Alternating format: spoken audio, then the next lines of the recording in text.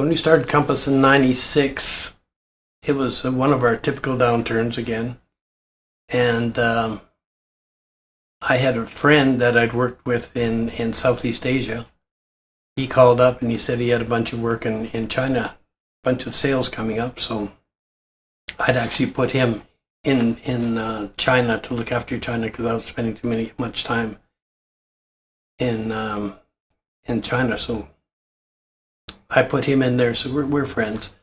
He called up after I started up my own company and I had a bunch of orders. So the first probably year, that's all we did was China.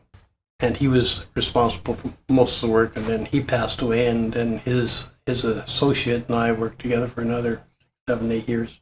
When I was originally in China, we were the first ones in Singapore, is where I lived.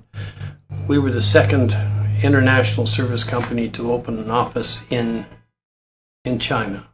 Well, and to a degree, it's true. The only other company that was in China when we set up in China was Baroid. They had a little warehouse, is really all they had, doing mud, selling mud out of it, and that was in Dagong, China. And so I used to fly into Beijing and then go over to Dagong, spend a day with the guy that we'd set up there and fly back out. Sometimes I'd end up 3 weeks at a time in China, doing nothing but negotiating contracts. We, at that time, were dealing with Mash&Pex, and Mash&Pex had one guy that we dealt with all the time and never changed. Like I'd spend 3 weeks, I'd be back in Singapore for a week, 3 weeks in again, come out a week in Thailand, a week in Australia. It was crazy.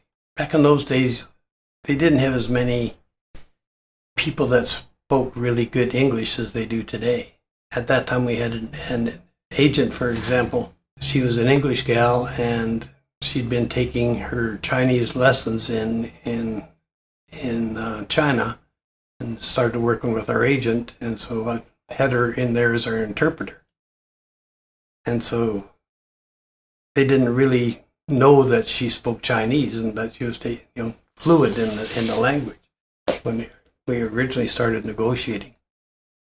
So they at those times, they'd have you on one floor and they'd have your competition on the next floor.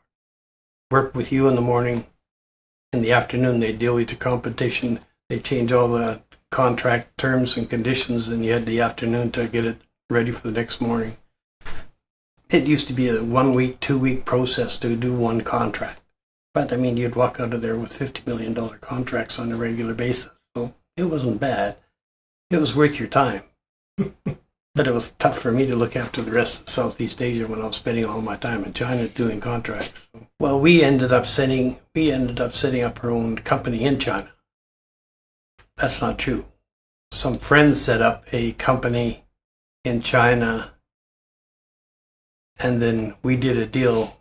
We trained them up, got them set up in business, and we just take a percentage of their income each year.